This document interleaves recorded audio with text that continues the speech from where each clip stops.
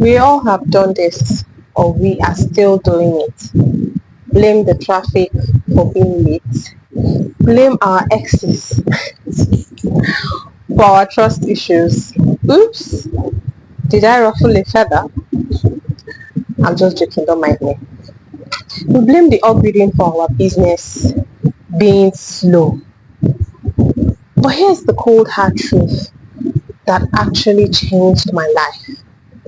You cannot fix what you will not fix. You can't fix that issue that you're not willing to confront. You can't fix that problem that you're not willing to address. Rather than blaming somebody or something, you actually sit and ponder. Then and only then can that issue be fixed. Welcome back to another episode on Let's Talk About It, the podcast. I am your host and I remain your host, Karen.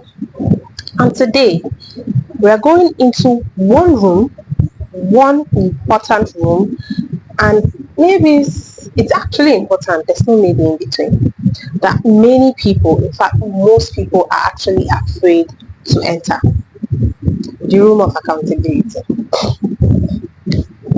That room, a lot of us are really afraid to enter that room, and we will understand why that always happens.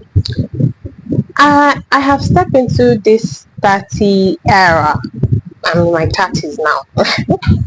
I'm a grown woman. I'm now grown. Like many people think, when you're in your 30s already, you're not grown, you're not a full woman. Yeah, I'm now a grown woman. I have realized the greatest luxury isn't a designer bag or a first class or a business ticket on that flight that I still can't afford till today. Can't afford the luxury bag and I can't afford the first class ticket. But anywho, it's the peace of mind that comes from knowing that you are in total control of your actions. Today, we'll put down the excuses and pick up the power. Let's get into it. I want to talk about I want to start with a concept. I call it the kitchen audit. Let's call it the kitchen audit. You know, with kitchen and cooking, everything is about ingredients. If I'm baking a cake now and I accidentally put salt instead of sugar, the cake is going to taste terrible. In fact, on living bread is going to taste better than it. On living bread, is there sugar in it? I don't think so. It's just flour, and this is me speaking out of my own thoughts. I haven't made research on that, but it's going to taste, living bread is going to taste way better than a cake that is made with salt. Now I can scream at the oven after that mistake. I can scream at the oven or scream at, oh, who put salt instead of sugar in this container? Who did that? I can even blame the recipe. I can blame any other thing or every other person aside me. Or I can even blame the supermarket where I got the things from. Somebody has to collect the blame, not me. But at the end of the day, I was the one who actually poured the salt. I didn't take my time to check and see, is this actually salt or sugar? I just assumed it was sugar and I poured it in. I didn't take my time to check and make sure that it wasn't salt that I was pouring. Accountability is simply the act of checking your ingredients. That's what I just said. You make sure that every ingredient is what is needed on your counter. Whatever that is on your counter is what is needed for baking that cake. It looks like your life is saying, if I don't like the way my life tastes right now, what am I pouring into the bowl? With that kitchen audit that we did, you sit down and reflect on your own life with that concept that I used. If the cake in your life tastes very terrible, maybe you should take a sit back and ask yourself, did I actually put sugar? Did I actually put salt instead of sugar to make this cake taste very terrible like this? Because the outcome wouldn't be what you're expecting if you put salt instead of sugar into a cake batter, right? A lot of us are living this victim circle without even realizing it. We treat our lives like we are just passengers on a bus. We are mad at the driver, but honey, guess what? We are the driver of that bus, of that vehicle that is driving to wherever we say it to go. We're actually the driver, so we should be mad at us, the driver. If the bus is heading towards a cliff, I'm the one driving that bus that's taking that bus towards the cliff. I'm the one that it's my foot that is on the gas, and it's only left for me to put a brake on that, step on the gas, and lift my foot off the gas. At the end of the day, I will be the one to make that choice. But I shouldn't be mad at an imaginary driver who is in there. My life is not going as I expect it to go, and I'm blaming every other person but myself. For example, I'll use myself as an example. I didn't grow up with luxury. I didn't grow up with money. But I'm the last of 4 kids. If you look at my siblings, their life are going like they took charge of their lives. It will be foolish of me if I end up in a very terrible place and I blame my siblings and my mom for not making me better. What do I mean by that? People, my siblings, we had limited resources to do the things that we want to do, but they took charge of their life. And where they are today isn't where they were 10 years ago. In fact, they are better than where they are 10 years ago. Imagine if my life was a horrible thing. Who I am today isn't who I am 5 years ago. I'm way better than who I was 10 years ago. I have grown in wisdom, in my career, like all round that I have grown. Imagine if I was stuck with 10 years me, like 10 years ago me. Instead of me to have grown, I just kept blaming people. I make stupid decisions and I keep blaming people for the decisions I made. Oh, my dad is dead, there's no money, that's how am I supposed to survive? I blame people for the choices I made myself, rather than sitting down and taking accountability that, girl, you keep making the same decisions and ending with the same result. Don't you think you should reflect on the fact that, okay, maybe I should take a different approach to life so that it can give me a different result? But no, I keep doing the same thing and acting like the damn victim. Oh, my mom does not love me, my siblings does not love me, they don't care about me, they are just focused on themselves.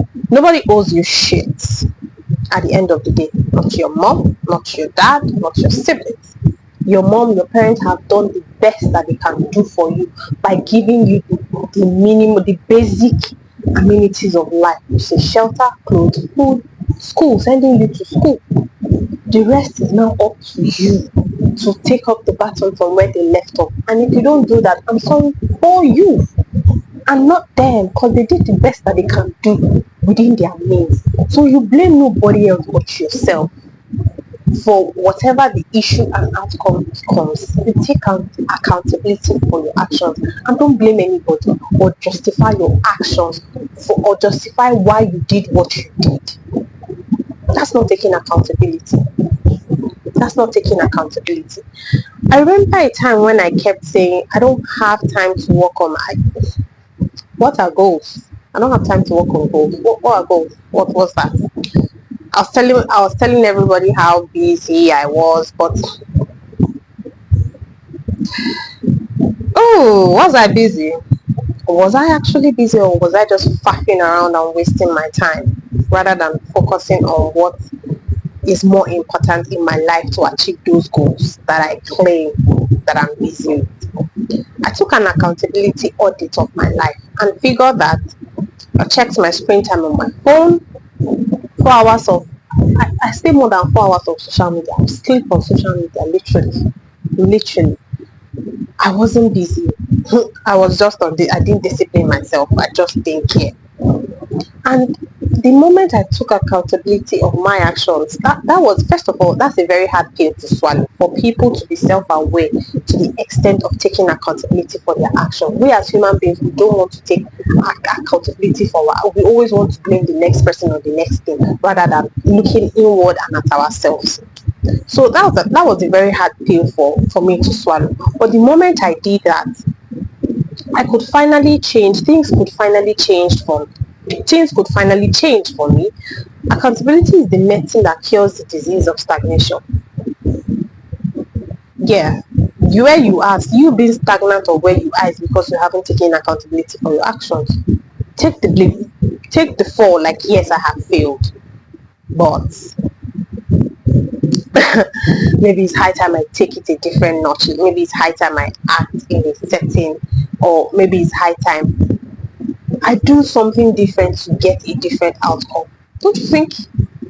Before we move on, I want you to ask yourself this question, and please be very, very honest with yourself, because that's you starting to take accountability for your actions, right? So the question is, what is that one thing in your life right now that you keep blaming others?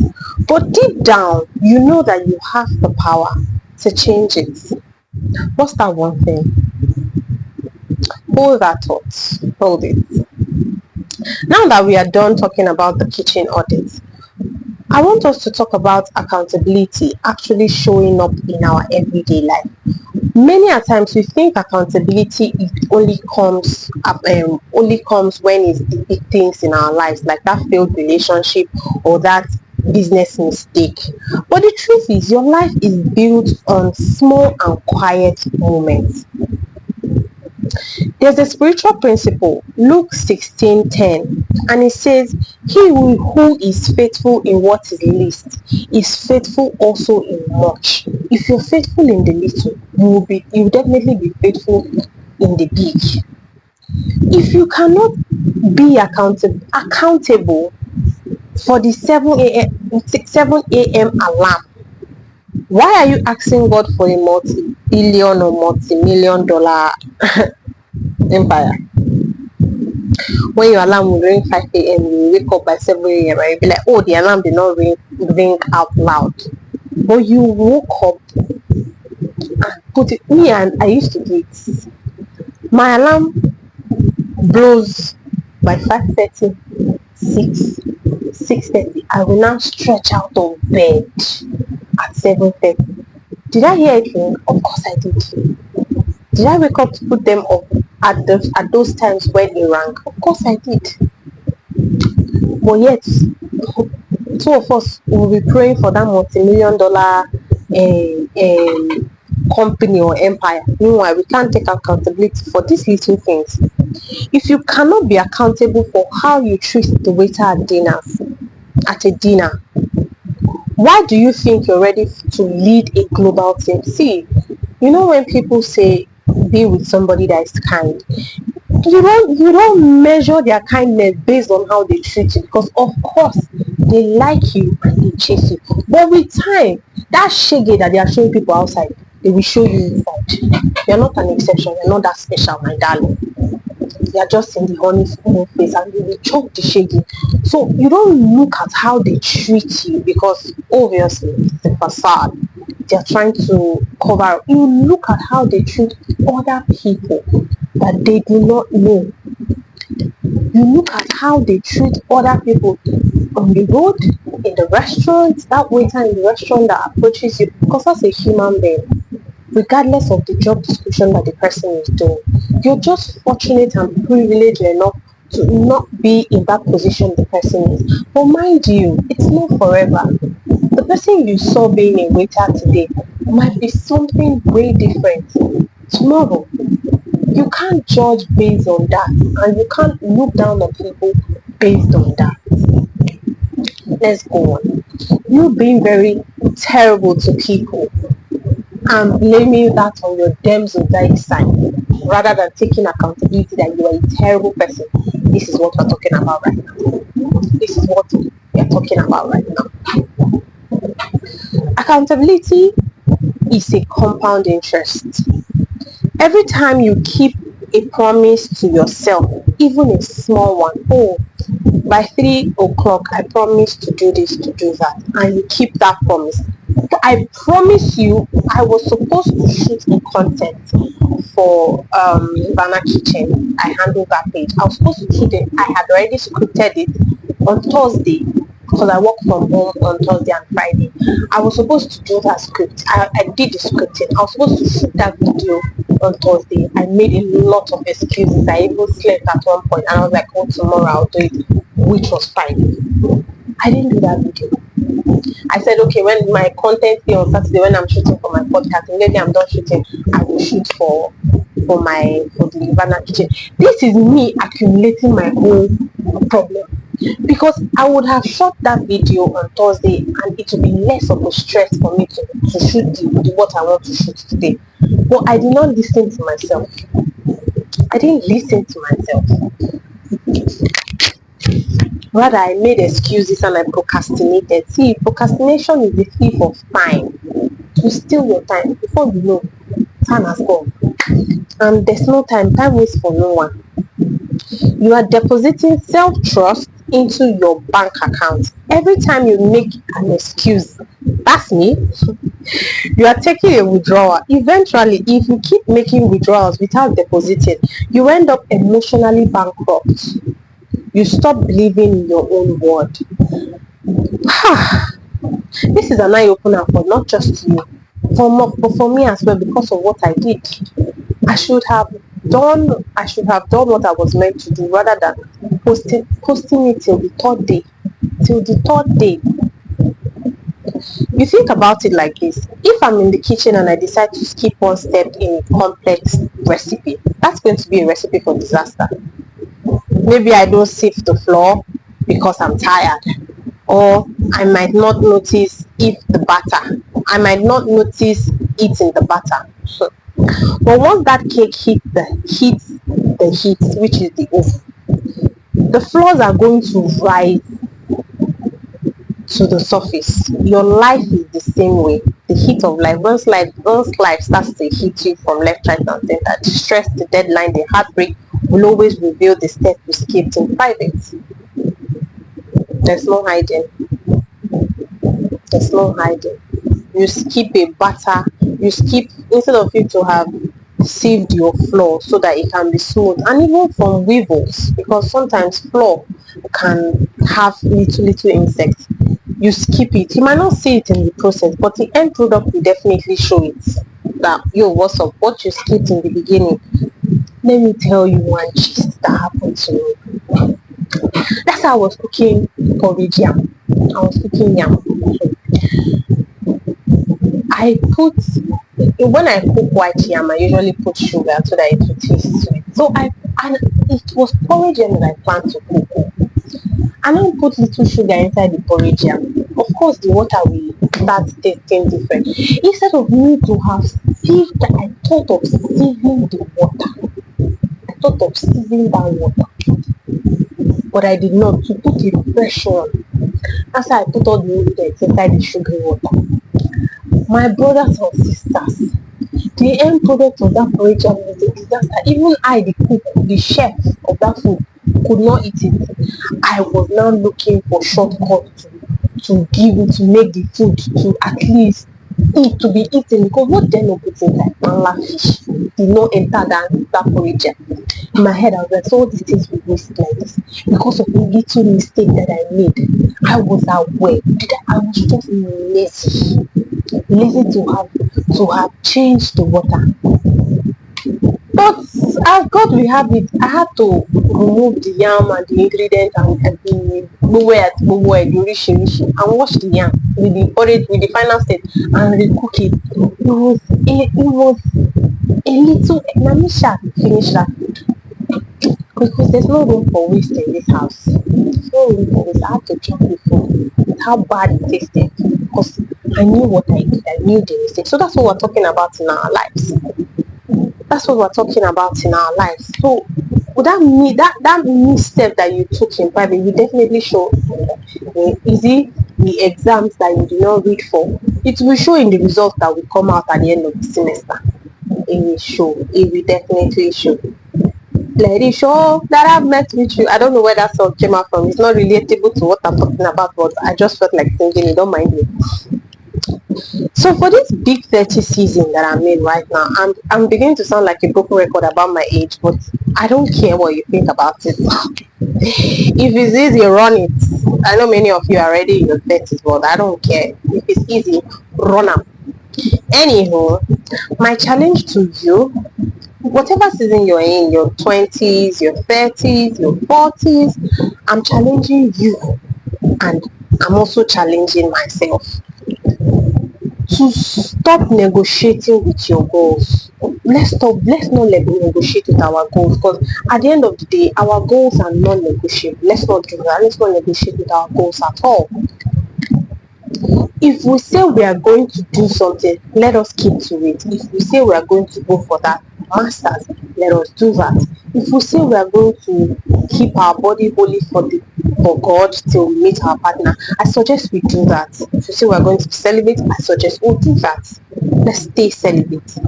Not because someone is watching you or we are trying to get some credit for something or somebody, but because you told yourself that you would, that you will stand by it. You're standing on business regardless of what is going on. If you said you are going to start saving this year, please start it, no matter how small. 5k, 2k, 10k, no matter how small, start it. Let's go ahead. Let's start starting. Accountability is simply being a woman of your word. You're standing on business regardless. You don't care what anybody says. This is what you want to stand on and you're standing by it. When you own your small choices, you stop being a victim of circumstances and you start being a woman of substance. I'll take that again. When you own your choices, you stop being a victim of circumstances and you start being a woman of substance. So before I let you go, I want to leave you with this. Accountability without grace is just guilt.